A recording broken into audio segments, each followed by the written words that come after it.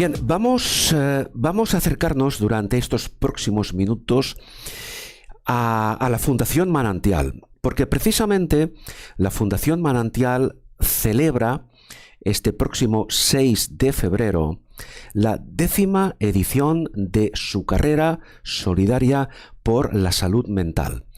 Y lo va a hacer, ahora lo explicaremos, por un recorrido, por un precioso recorrido por algunos de los puntos más emblemáticos de Madrid. Por ejemplo, el Parque del Oeste, la Plaza de Colón o el Paseo de la Castellana. Lo que vamos a hacer ahora es hablar, ya la vemos en pantalla, con Elena de Carlos. Elena de Carlos es la directora de Comunicación y Relaciones Institucionales precisamente de la Fundación Manantial. Hola Elena, ¿cómo estás? Muy bien, muchas gracias, Carles. Bueno, vamos a hablar, hay que decir, que no se me olvide, que esta entrevista la vamos a dividir en dos partes. Primero, estamos hablando ya con Elena. Elena nos va a explicar qué es la Fundación Manantial, cómo trabajan, cómo funcionan, cuál es su filosofía, y después hablaremos con una persona que contactó con vosotros precisamente, me decías el otro día, Elena, hace algún tiempo, y que además de ser un testimonio real de cómo afrontar un problema de salud mental, también esta persona, hablamos de David, ¿verdad, Elena? David nos explicará yo diría que una metodología que él ha puesto en marcha para ayudarse a él mismo y para ayudar a las personas que tienen un diagnóstico de salud mental a superar precisamente esta problemática. Pero vamos a centrarnos ahora, Elena, antes de hablar de la carrera, de esta 10ª carrera por la salud mental, vamos a hablar de la fundación. ¿Qué es la Fundación Manantial? Bueno, la Fundación Manantial es una entidad sin ánimo de lucro. Llevamos trabajando ya más de 25 años y nuestro objetivo fundamental es intentar que las personas con problemas graves de salud mental accedan a la mejor atención sociosanitaria posible. Nosotros en la Fundación Manantial trabajamos con cerca de 3.000 personas al año en los distintos programas, centros y servicios que desarrollamos, ¿no? Fundamentalmente son 4, ¿no? Intentamos facilitar la atención social que necesitan estas personas. También les ofrecemos un servicio de apoyo a la capacidad jurídica para aquellas personas más vulnerables, que tienen más dificultades en su día a día. Sí. Hacemos una cosa que para nosotros es absolutamente fundamental, que es generar empleo a través del Centro Especial de Empleo Manantial Integra, y trabajamos también en el ámbito penitenciario para intentar evitar que las personas que cometen un acto delictivo, que es un porcentaje muy pequeño, no acaben en centros penitenciarios, sino en dispositivos ajustados a su patología, ¿no? Claro. Eso es en grandes líneas lo que hacemos Sí. en Fundación Manantial. Esta es a grandes líneas vuestra labor, pero si te parece vamos a dar algunos apuntes algo más concretos. Por ejemplo, el tema de la atención social. ¿Cómo trabajáis esta cuestión desde la Fundación? Bueno, vamos a ver, las personas que tienen problemas graves de salud mental, como es el caso de la psicosis, que interfiere en muchas personas en su funcionamiento habitual, necesitan no solamente una respuesta sanitaria, sino que necesitan una respuesta social, ¿no? Dentro del tratamiento, como si dijéramos, hay una parte que lo llevan desde los centros de salud mental, desde sanidad, pero hay otra parte que tiene que ver con la inclusión social, con la autonomía y con la recuperación de habilidades que les permita estar y funcionar en la comunidad, en el barrio, como ciudadanos de pleno derecho. Entonces, ahí es donde entramos nosotros, ¿no? Entonces, la atención social la facilitamos a través de centros de rehabilitación, centros de atención social que pertenecen a la red pública de la Comunidad de Madrid, precisamente Sí. la Consejería de Familia, y nosotros lo que hacemos es gestionar un 25% de estos centros de esta red, ¿no? Sí. Elena, en general la situación de las personas que viven con un diagnóstico de salud mental sigue siendo un tema que está estigmatizado? Sí, absolutamente.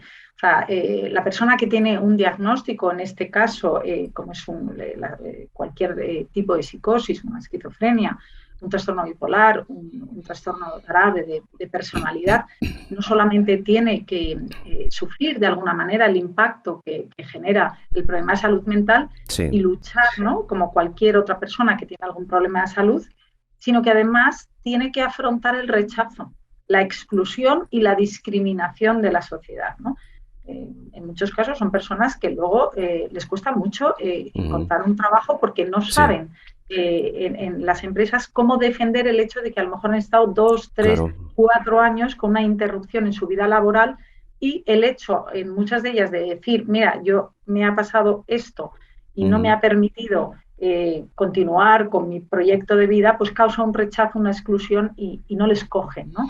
Entonces, el Claro. estigma es una cosa absolutamente fundamental a seguir trabajando y a normalizar el hecho de tener cualquier problema de salud mental. En nuestro caso, que es lo que trabajamos específicamente, es esos diagnósticos más graves, ¿no? Sí, una persona que recibe ese diagnóstico de salud mental, ¿cómo contacta con vosotros? ¿Cuál es el procedimiento a seguir? Bueno, nosotros, como te comentaba al principio, tenemos muchos programas, pero donde mayor número de personas atendemos son en los centros de rehabilitación, ¿no? Lo que te Ujú, comentaba de estos dispositivos que pertenecen a esta red pública. Entonces, la manera de acceder a estas residencias, centros de día, ujú, centros de rehabilitación laboral, pisos supervisados, centros de rehabilitación psicosocial y equipos de apoyo social comunitario, que son equipos que trabajan en la comunidad, que trabajan allá donde están las personas. La manera de acceder es a través de los centros de salud mental de la sí, Consejería de Sanidad. Es decir, Carles, que una persona, porque no todo el mundo necesita un centro de rehabilitación para recuperarse. Hay muchísimas personas con un ujú, diagnóstico de psicosis que no necesitan este tipo de dispositivos, pero sí, otras muchas sí. Entonces, son atendidos en sus centros, en un centro de salud mental y en función de las dificultades y de las potencialidades que tengan, desde salud mental proponen trabajar esta rehabilitación en algunos de nuestros centros. Entonces, nos derivan, es como sí, el palabra, ¿no?, que utilizamos, nos derivan a una persona, nos proponen una persona que puede beneficiarse de nuestros servicios, del trabajo que hacemos a ujú, través de nuestros equipos profesionales y, bueno, pues hacemos trajes a medida, Carles, porque claro, una persona con un diagnóstico de esquizofrenia, por ejemplo, no tiene absolutamente nada que ver lo que necesita con otra que tiene exactamente el mismo diagnóstico. Entonces, intentamos hacer trajes a ujú, medida y ver qué es lo que necesita, ¿no? Hay personas sí, que puedan necesitar una ayuda en la estructuración del día a día, incluso un soporte residencial, y ujú, hay otras personas que lo único claro. que necesitan es prepararse para salir al empleo. Sí.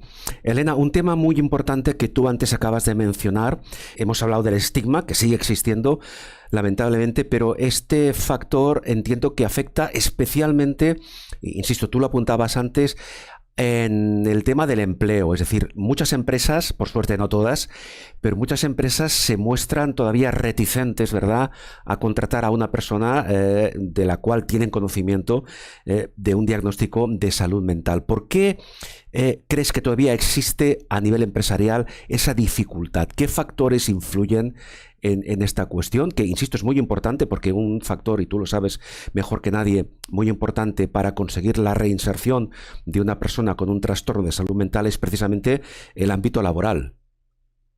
Claro, yo creo que en el fondo, Carles, el ámbito laboral reproduce el contexto social, ese rechazo, ese miedo, esa discriminación. Yo creo que, por un lado, hay un desconocimiento y también nuestra responsabilidad es informar, sensibilizar acercar lo que hacemos a las empresas y a la sociedad precisamente para que tengan más información, para que conozcan, ¿no? ¿Qué es esto? Cómo son las personas que atendemos, cuán diferentes son unas de otras, que un diagnóstico no refleja a ninguna persona, sino que es solamente una parte de ellas. Entonces, bueno, refleja, como te digo, esa desinformación, ¿no? Entonces, yo creo que en el entorno empresarial pues existe todavía un cierto miedo, ¿no? Porque consideran que son personas que pueden ser imprevisibles, que hay que controlarlas, que pueden de un día para otro estallar o tener una descompensación y entonces tienen miedo, ¿no?, a que eso ocurra en el contexto laboral. Nosotros lo que cuando trabajamos con el tejido empresarial, para facilitar a la gente que acceda a puestos de trabajo en empresas normalizadas, intentamos informarles, ¿no?, de en qué consiste tener un problema de salud mental, qué tratamientos hay a día de hoy accesibles y cómo una persona que tenga un tratamiento integral, y con tratamiento no me refiero solo a que si se toma o no se toma la medicación, ¿no?, que muchas veces dicen, pero se toma la medicación, pero decimos, mira, el tratamiento no es solo la medicación, la medicación es una parte, para muchísimas personas importantísima, para otras quizá no tiene tanto peso, pero el tratamiento es mucho más, ¿no? Claro. Es un seguimiento psiquiátrico, es un seguimiento también por parte de nuestros equipos de psicólogos, de trabajadores sociales, de terapeutas ocupacionales. Entonces, no son personas imprevisibles, puesto que son personas que tienen ese apoyo profesional que les permite llevar una vida normal. Y también ese seguimiento médico, sin duda, que cuando hay un empeoramiento de su problema de salud, tiene a su disposición ese equipo que le ayuda, ¿no?, en un momento determinado a darle respuesta en lo que necesite, ¿no? Sí, en este sentido, ya que hablamos del tema laboral de las personas con un diagnóstico de salud mental, pregunto, para generar conocimiento, ¿las empresas reciben algún tipo de ayuda o alguna facilidad para contratar a una persona con un diagnóstico de este tipo? Bueno, por cualquier tipo de discapacidad. Es decir, por un lado, las empresas están obligadas por ley. La Ley General de Discapacidad, a partir de un número determinado en las plantillas de las empresas, exige un porcentaje determinado de contrataciones, de contratos a personas con cualquier tipo de discapacidad. Con lo cual, la empresa lo que tiene es que favorecer la inclusión de las personas que tienen esta diversidad funcional, ¿no? En nuestro caso, tienen discapacidad producida por un problema de salud mental y, por supuesto, o sea, aparte de la obligatoriedad, tienen una serie de beneficios fiscales que les resulta muy beneficioso este tipo de contratación. Entiendo.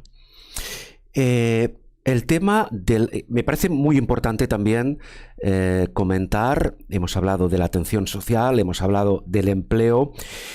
Claro, reinserción desde el ámbito penitenciario. Hay muchas personas, o algunas de ellas, con un problema, con un trastorno de salud mental, que dentro de ese estigma al que antes nos referíamos, se asocia pues con la violencia, con actitudes violentas, con delincuencia, con personas poco confiables. Algunas de ellas, lamentablemente, pues han tenido que cumplir pues algún tipo de condena, ¿no? ¿Qué pasa con estas personas cuando intentan reinsertarse? Bueno, lo primero, me gusta insistir mucho, aunque ya lo he comentado al principio, que el porcentaje es muy pequeño. Es decir, el porcentaje es menor que la población general. Claro. Es decir, nosotros tendríamos mayor posibilidad, mayor probabilidad de cometer un acto delictivo o un acto que implique violencia y agresividad de una persona. Sí, pero fíjate, pero fíjate que la percepción social es otra. Exacto, porque lo que ocurre es que es cierto, hay un porcentaje pequeño de personas que yo te diría casi el 100% de ellas, ausencia de tratamiento, de seguimiento,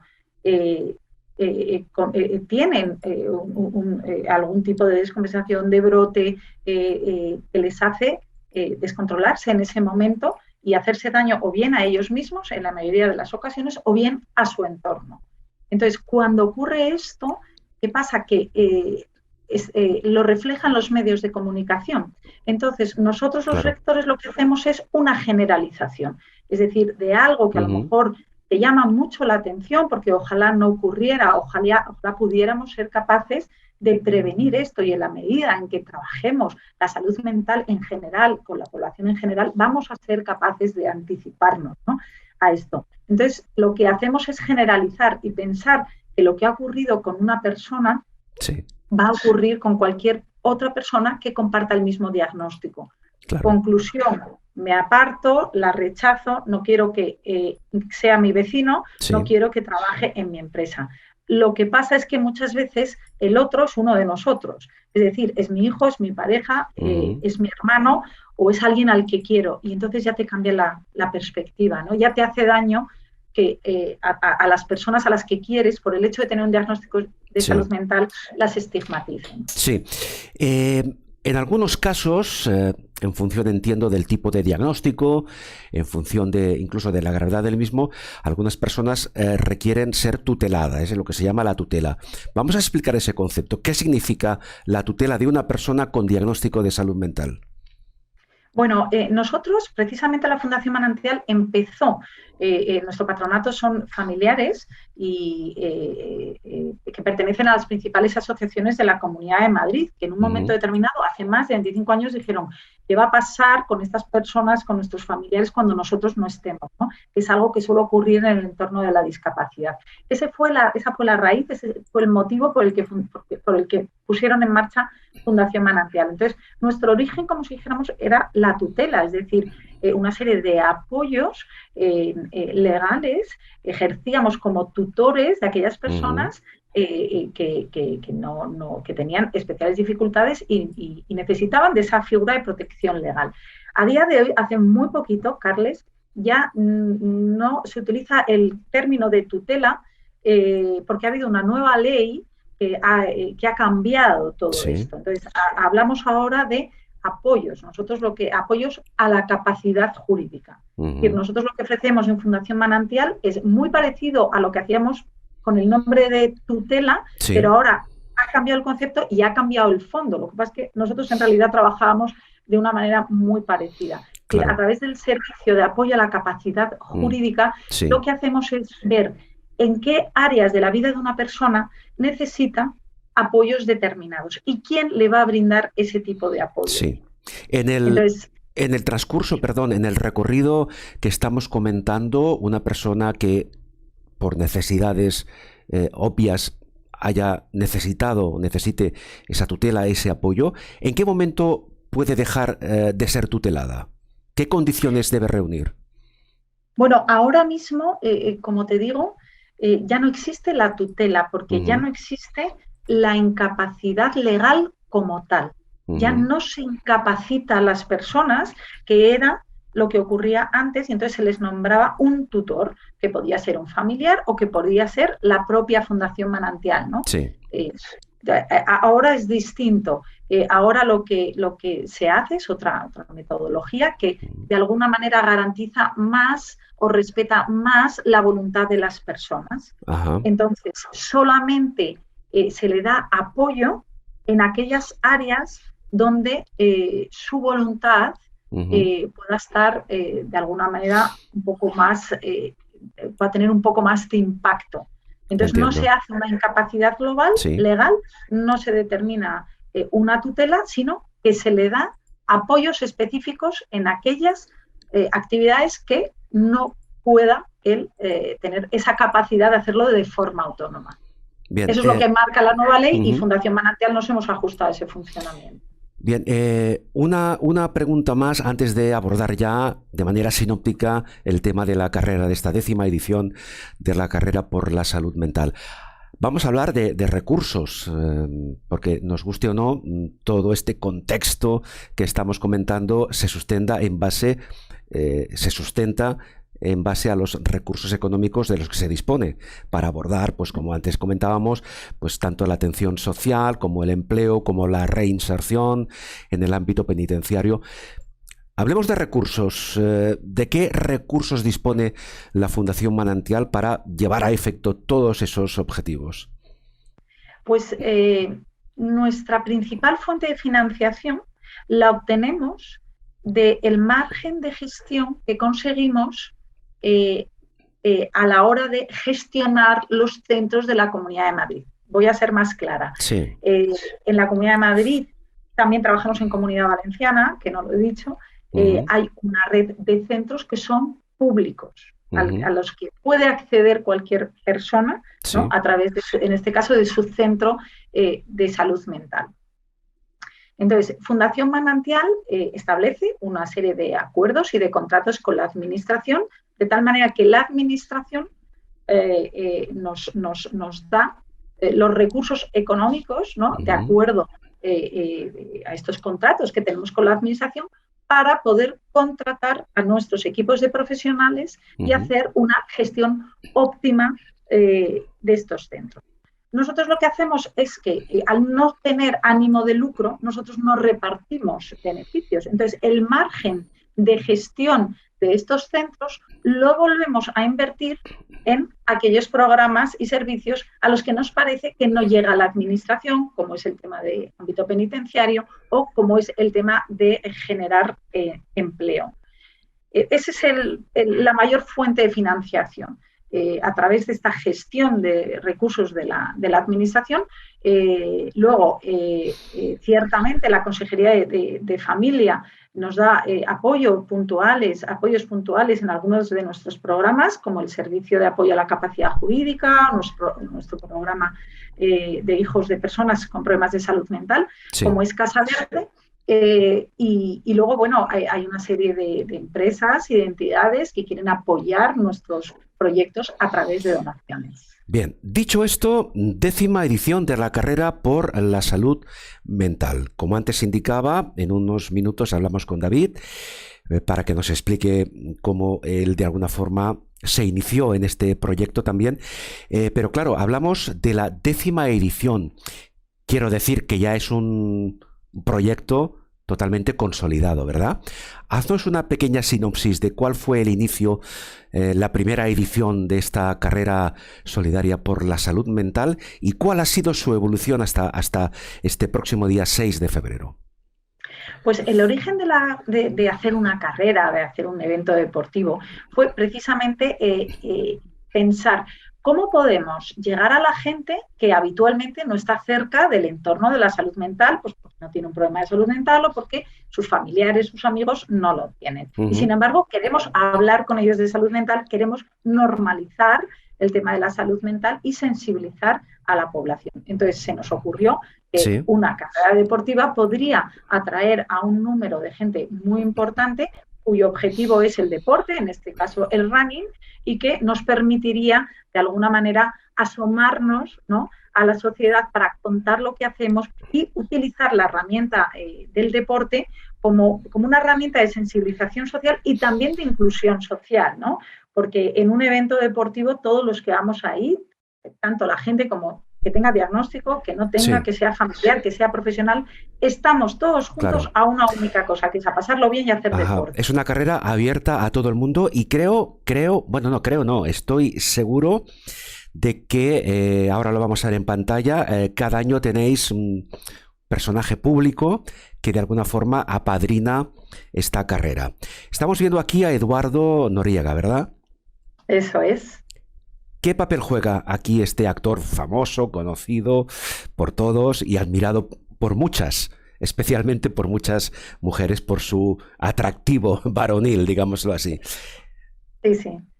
Bueno, yo creo que Eduardo, Eduardo es un actor, que evidentemente es muy guapo, pero sobre todo es un gran actor, es un gran profesional. Entonces, yo creo que un actor de nuestro cine español, ¿no? Es una persona muy sensibilizada con el tema de la salud mental. No es la primera vez que colabora con nosotros. El año pasado en Santander solemos organizar otras jornadas y acciones de sensibilización, muchas veces en torno a temas culturales, a literatura, a cine. Y entonces el año pasado estuvimos organizando una jornada en Santander, en la Universidad Internacional de Pelayo, y contactamos con él, ¿no? Él es cántabro y dijimos, nos encantaría que participaras con nosotros. Entonces, bueno, pues conectamos con él, estuvo encantado de participar y entonces, bueno, pues luego le hablamos de la carrera. Bueno. Mira, Eduardo, que haya alguien conocido como imagen de la carrera, claro, pues nos ayuda muchísimo a que la gente se fije. Y nos dijo que sí. Oye, pero yo tengo una curiosidad. Eduardo, además evidentemente de un gran actor, pregunto, ¿va a participar en la carrera? ¿Él va a correr también?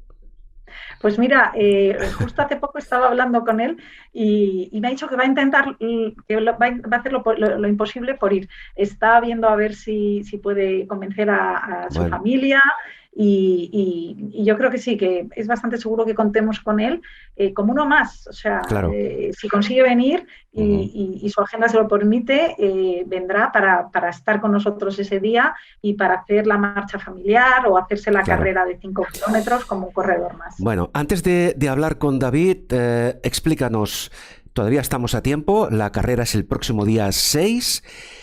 ¿Qué hay que hacer para inscribirse? ¿Dónde se puede inscribir una persona? ¿Qué protocolos hay que seguir? Bueno, pues es muy sencillo. Hay que meterse en la página web carrerasaludmental.com.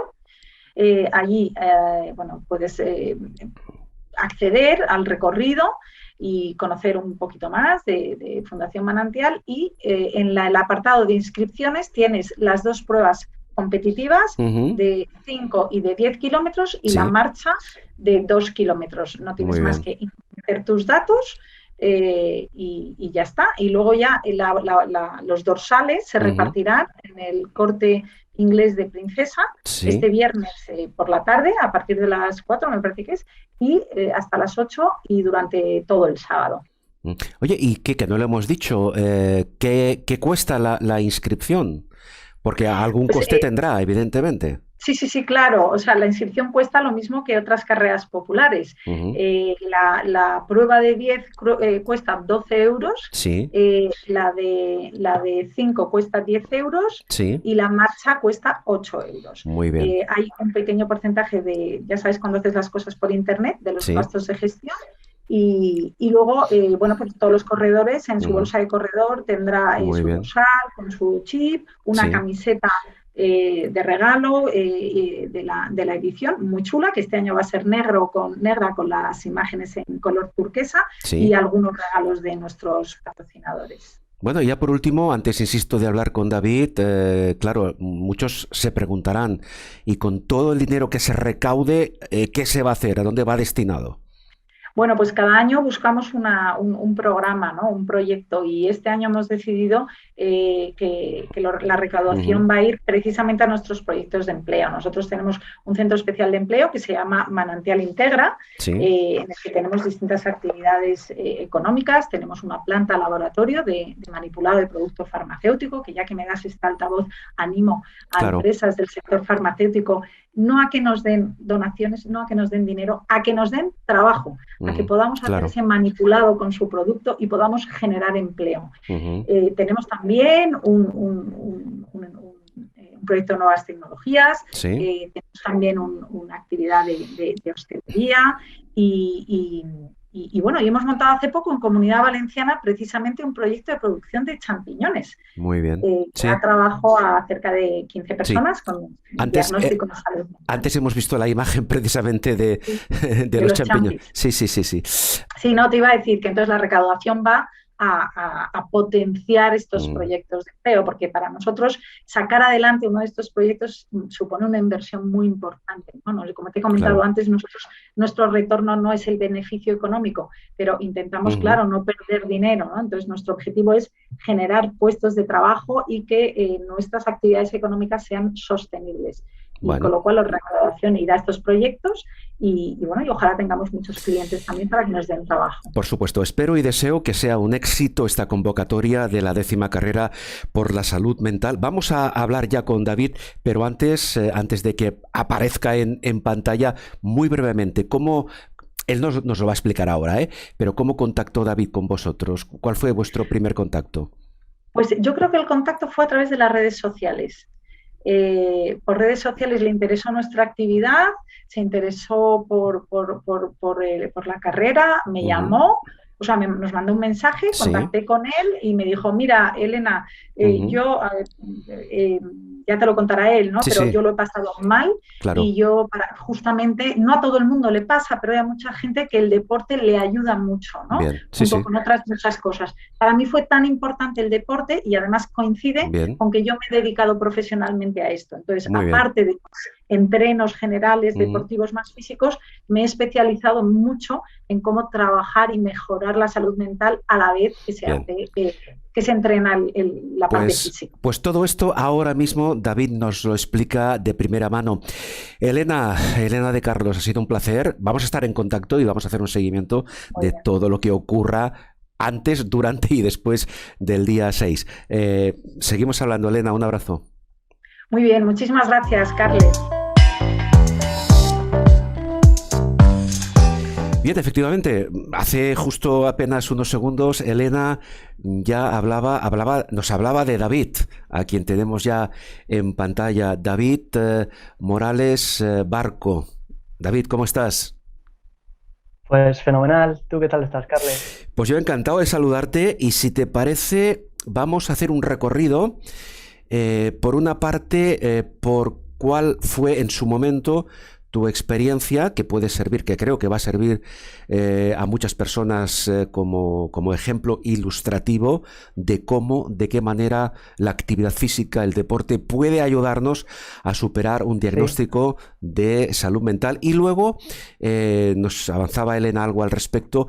Luego, esta filosofía, digámoslo así, que tú has creado para, en principio, ayudarte a ti mismo y luego nos lo explicas, ayudar a los demás, a las personas que pueden sufrir algún trastorno, algún tipo de trastorno de salud mental, a superarlo precisamente mediante el ejercicio, mediante la actividad física.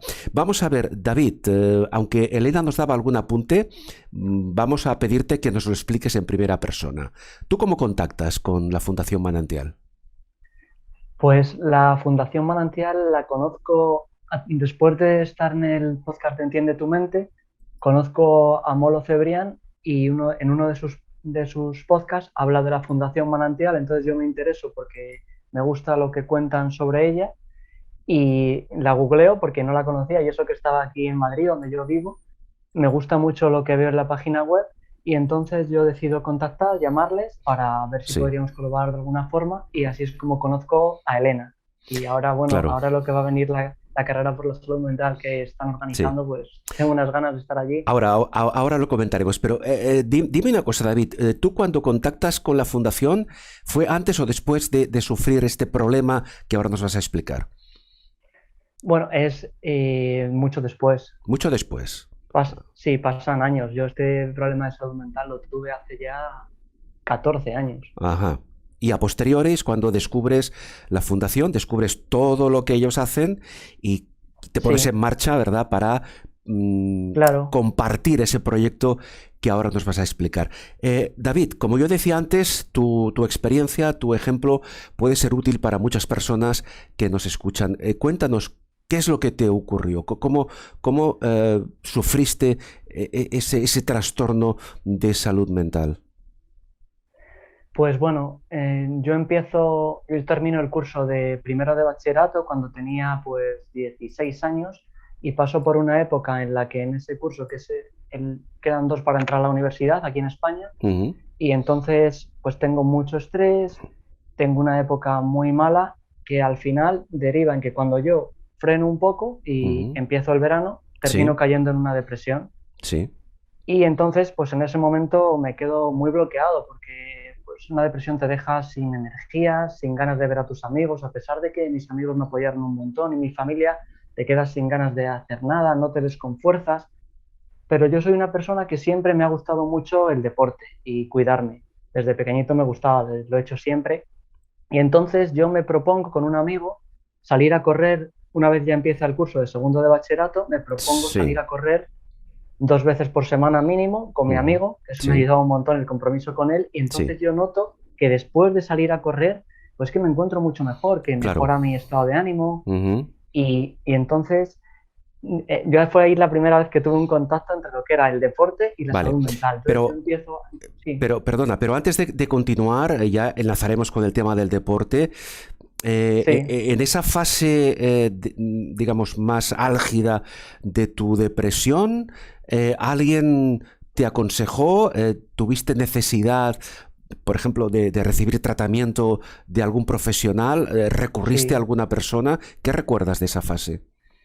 pues recuerdo que mis padres pues me ayudaron mucho y lo que decidieron mis padres y me animaron es ir a mi psicóloga, que bueno, me ayudó muchísimo en esta primera fase de ver cómo estaba, evaluarme, darme herramientas psicológicas y luego me deriva a un médico, a Ujú. una psiquiatra y Sí. esa psiquiatra pues me va haciendo un seguimiento y en cierto punto de cómo va viendo la evolución de la depresión, Ujú. decide que además del tratamiento psicológico que estoy Sí. haciendo con la psicóloga, más el médico que estoy llevando con ella, más el Sí. ejercicio que yo estaba haciendo, me Claro. ponen tratamiento de antidepresivos y eso también Sí. me sirve para terminar de mejorar, eso fue en Navidades, ya he hecho el primer trimestre de segundo de bachillerato que me costó mucho y fue la primera vez que suspendí una asignatura, pero al Ujú. final pues termino estando mejor, llega ya enero, finales, febrero y ahí es cuando yo ya Sí. empiezo a remontar para arriba, Muy empiezo bien. a poder volver a estudiar, aunque no al 100% ni mucho menos, y Muy ya me bien. saco el curso, paso a la Perfecto. selectividad y Sí. es el resumen.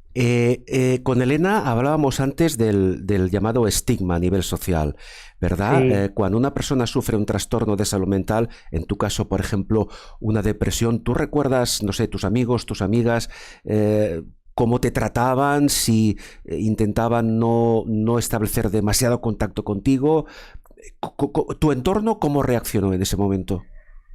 pues mi entorno tuve muchísima suerte, porque mi entorno, tanto mi familia como mis amigos, me ayudaron muchísimo.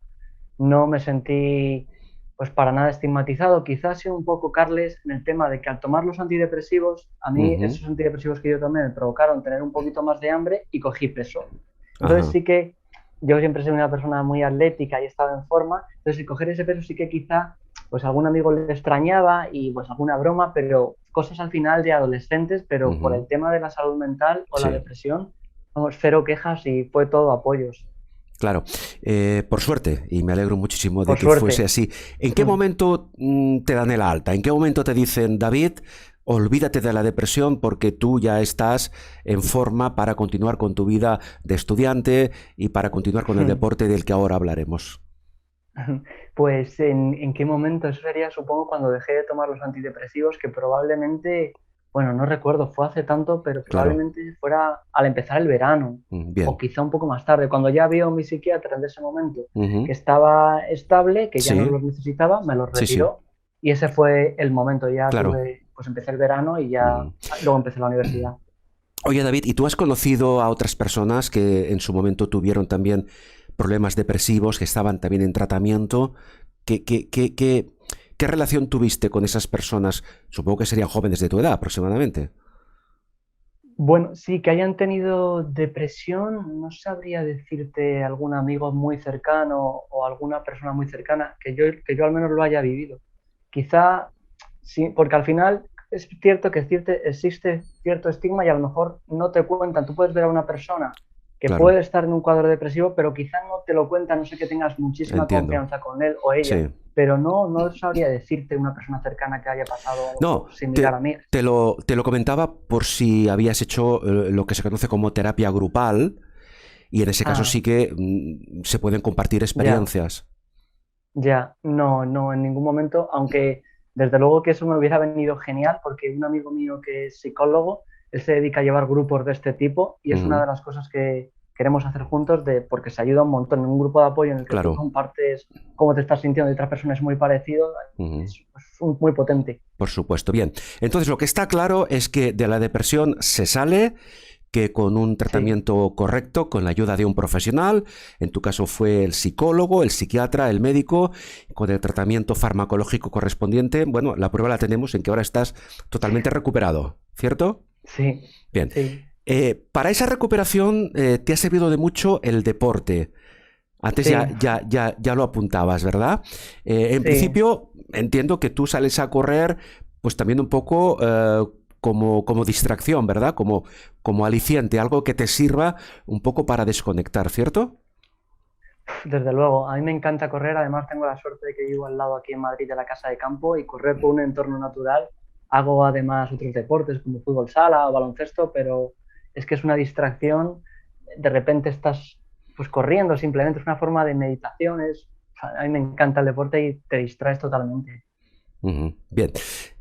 Dicho esto, vamos a seguir avanzando.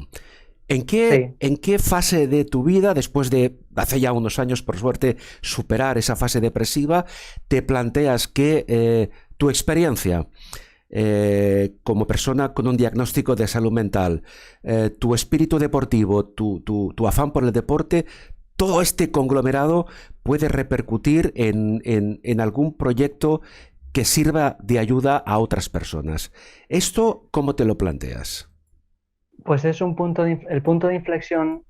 Yo, según termino la universidad, que yo soy graduado en Ciencias del Deporte, voy probando varias áreas y me doy cuenta que la que más me gusta es la relación del ejercicio con la salud. Y yo he vivido 2 años en Gran Canaria y allí pues me voy dando cuenta cada vez que leo algo de salud mental que me encanta. Entonces decido comprarme un libro de prescripción de ejercicio físico para la salud. Y cuando llego a uno de los capítulos, que era salud mental y ejercicio, algo me hace clic y digo, es que este capítulo es que lo puedo leer 1000 veces porque me encanta, me lo resumo, me lo estudio. Entonces, a partir de ahí, empiezo a ya lanzar a recopilar mucha información y a formarme en salud mental y ejercicio. Ese quizás es el punto de inflexión que me preguntabas. Pero, perdona, antes de llegar a esta fase, a este gimnasio de salud mental, a este fitness mental del que ahora hablaremos, tú eres licenciado en educación física. Sí. Bien. Sí. O sea que ya tenías una base previa, ¿no?, de conocimiento sobre el tema. Claro, sí. En la carrera hay una asignatura de salud y ejercicio físico y luego ya pues yo decido irme por ese camino porque es que notas que te apasiona. Yo recuerdo corriendo con un amigo por uno de los parques de Las Palmas de Gran Canaria que le digo, pues David, es que ¿por qué no esto que estoy aprendiendo lo doy a conocer y me sigo formando sobre ello? Y corriendo con él, de repente esto que te viene un momento eureka y dices, pues voy a hacerlo. Y nada, porque hasta ese momento, bueno, me gustaba, pero yo no sabía cómo darle forma. Claro. Entonces tú creas ya esta metodología, este gimnasio de salud mental, fitness mental, .es, que es el proyecto en el que ahora estás trabajando, ¿cierto? Sí, yo ahora lancé Fitness Mental, pues ahora en mayo va a cumplir 2 años desde que estoy divulgando en redes sociales. Sí. Y el gimnasio de salud mental pues lo creé hace ya un año exactamente y trabajo también pues como profesor de educación física de secundaria y luego en el Consejo Superior de Investigaciones Científicas en el CSIC como investigador. Perfecto. Si te parece, David, vamos a comentar no todo el contenido, evidentemente, porque necesitaríamos un mínimo de 3 o 4 horas, pero sí algunos conceptos básicos que pueden servir como incentivo, ¿verdad?, para que personas interesadas con o sin problemas de salud mental puedan beneficiarse de las experiencias y de las enseñanzas tuyas a nivel personal.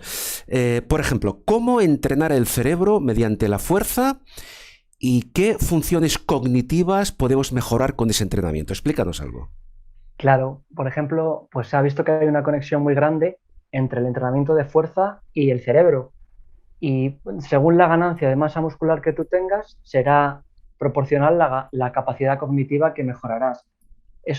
El músculo han visto que no solo es un músculo contráctil que nos sirve para mover los músculos, sino que es un órgano endocrino. Libera unas sustancias que se llaman mioquinas. Sí. Y estas mioquinas han visto que son capaces de la barrera hematoencefálica, que es la barrera que separa la sangre del resto del cuerpo de la del cerebro, han visto que estas mioquinas que se generan cuando haces ejercicio en el músculo atraviesan la barrera del cerebro y entran. Y eso hace que module, por ejemplo, tu estado mental. Sí. Y lo que me preguntabas, Carles, de qué capacidades, pues por ejemplo, la capacidad de atención la puedes tener más sostenida. Yo, por ejemplo, me gusta mucho cuando voy a estudiar hacer píldoras de movimiento, es decir, a lo mejor estudio con un pomodoro 30 minutos y paro 5 a bailar, a hacer los ejercicios que me apetezca o que mejor me vengan y luego vuelvo a estudiar. Es decir, que esa capacidad de la atención, luego también pues mejora la plasticidad cerebral, que es el cerebro tiene la capacidad de adaptarse, que sus estructuras cambien y eso mejora con el entrenamiento de fuerza. La memoria asociativa. Y bueno, muchas más cosas. Un breve resumen para ir tocando varias áreas. Por supuesto. Este sería el punto de partida, ¿eh? Pero hay otro aspecto muy interesante sobre el que tú trabajas también en fitness mental, que es el entrenamiento HIIT, intervalos de alta intensidad y cerebro. Háblanos de las ventajas que supone, en principio defínenos qué es el entrenamiento HIIT y qué ventajas supone este tipo de entrenamiento. A grosso modo. Claro, el entrenamiento HIIT pues, es un entrenamiento en el que tú combinas, por una parte, un periodo corto de tiempo a alta intensidad. Si la frecuencia cardíaca máxima, por ejemplo, de una persona es el 100%, pues un periodo corto entre el 80 y el 90, y luego intercalas con otro periodo corto, pero entre el 50 y el 60% de la frecuencia cardíaca máxima, es decir, mucho menos intenso. Eso es un poco el resumen de lo que es esta técnica de entrenamiento de alta intensidad.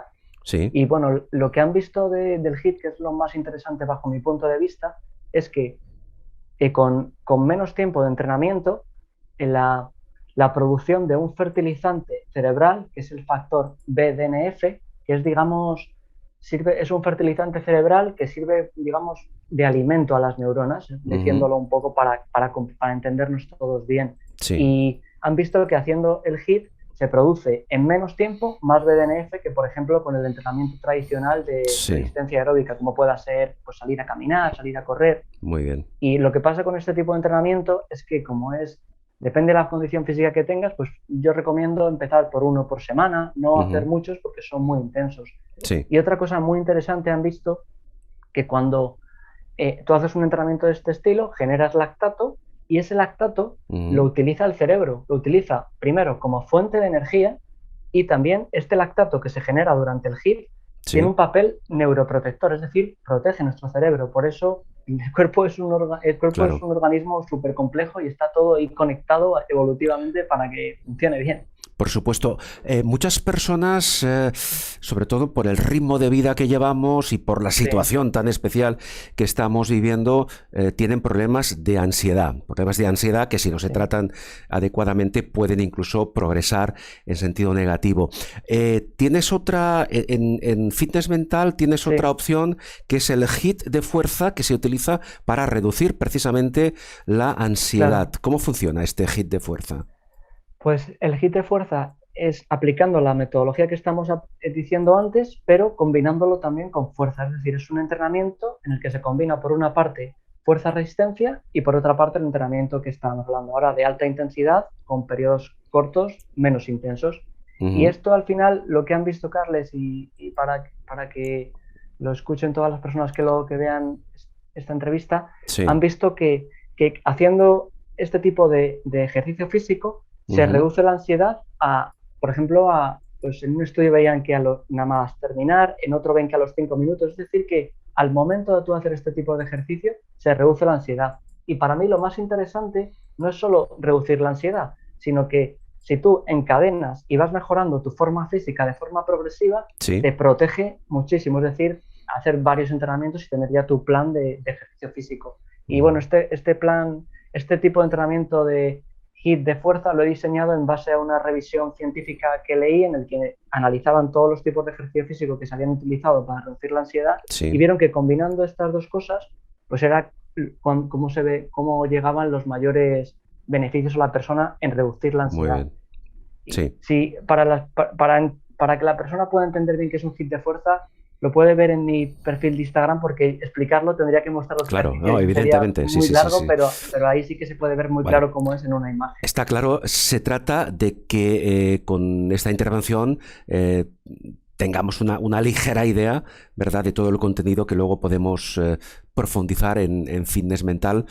Por ejemplo, en cuanto, fíjate que hay una cosa que es muy interesante, bueno, todo es interesante lo que está David explicando, pero es curioso, cuando el movimiento genera energía, el movimiento es salud, pero parece ser, David, que tú demuestras que aprendemos mejor cuando nos movemos, cuando estamos en movimiento. ¿Qué relación existe entre movimiento y aprendizaje? Que es otro de los elementos que tú incluyes en fitness mental.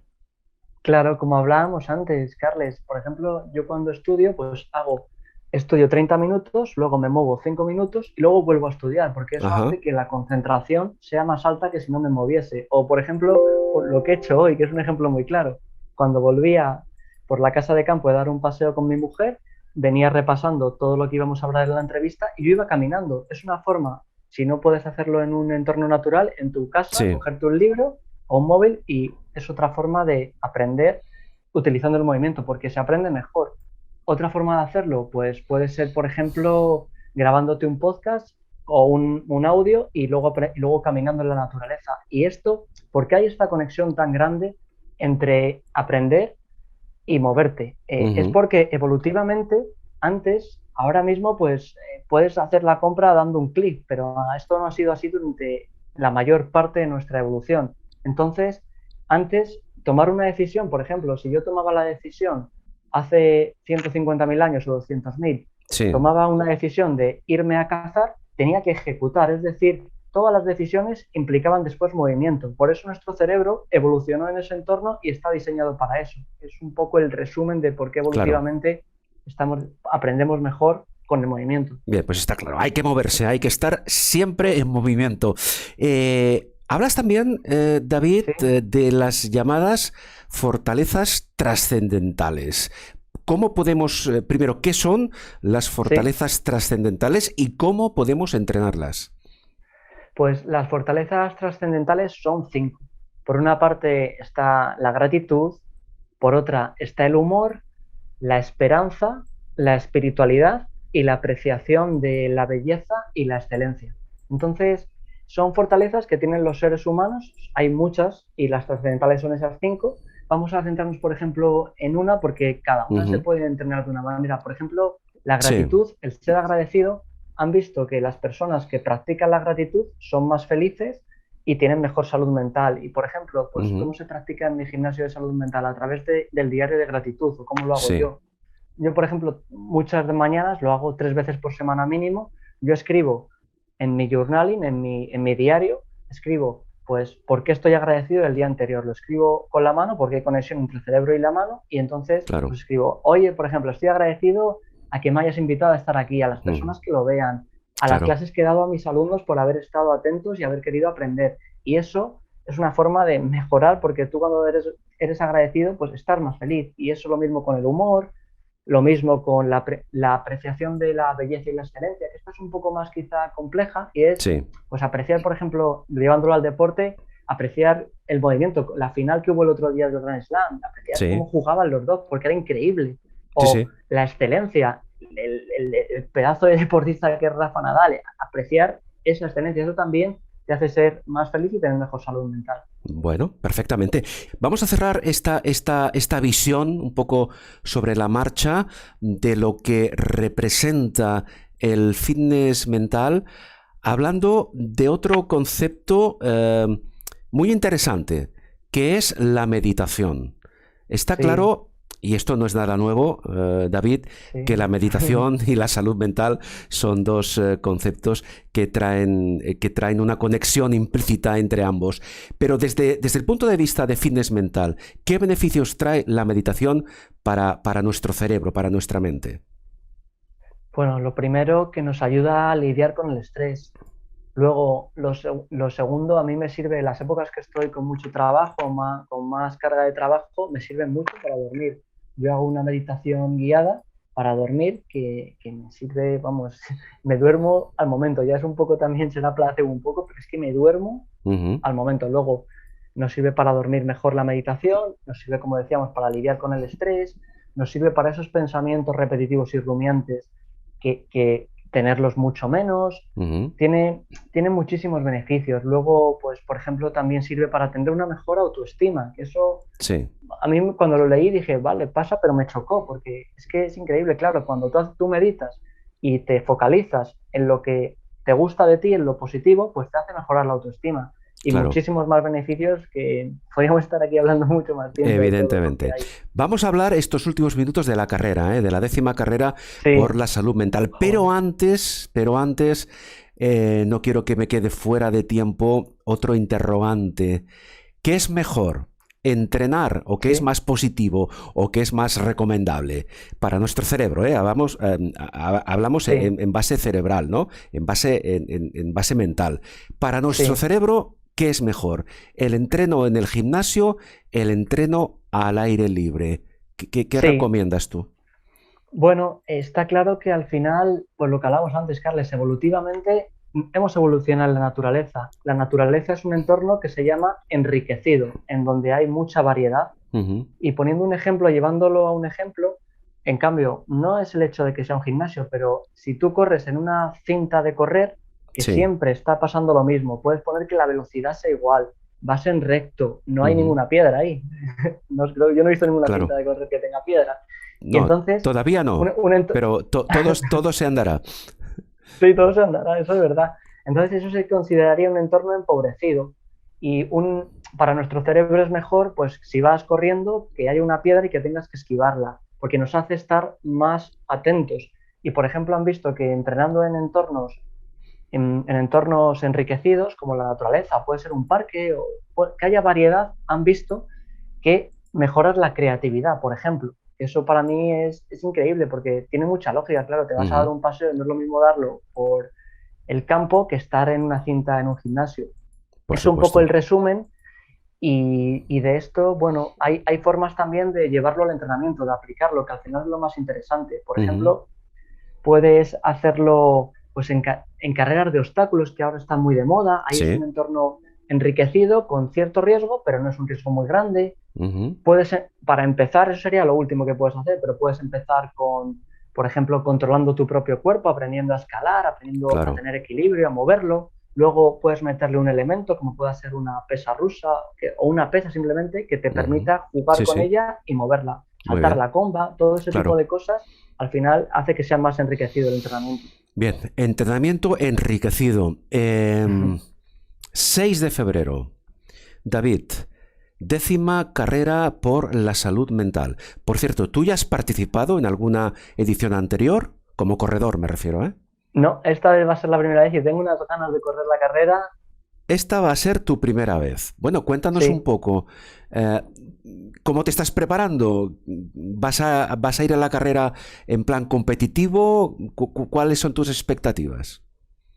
bueno, pues mis expectativas son disfrutarla, estar allí, porque el ambiente que se genera en las carreras es increíble, esa energía que hay es brutal.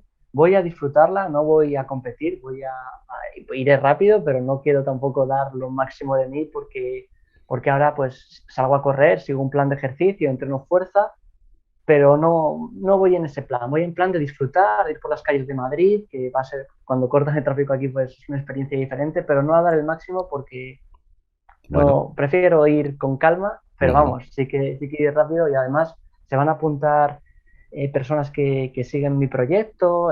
Tengo muchas ganas de estar allí con Elena, conmigo y Sí. con todos y pues que va a ser increíble. Tengo unas ganas. Por supuesto. Pues nada, con ese espíritu deportivo, David, vamos a despedir estas entrevistas y nada, te voy a pedir que lo hagas como persona vinculada en todos los aspectos de la salud mental, en el aspecto deportivo, sobre todo en este caso, que hagas una invitación a todos aquellos que van a vernos luego, que van a verte a ti, que han Mm. visto antes a Elena, para que no se lo piensen más y se inscriban, que todavía están a tiempo. A ver, lánzales un mensaje y con esto concluimos. Pues al final la salud mental es cosa de todo. Dábamos un dato el otro día que para 2030, que está ya a la vuelta de la esquina, va a Mm. ser la primera causa de discapacidad en el mundo temas de problemas de salud mental.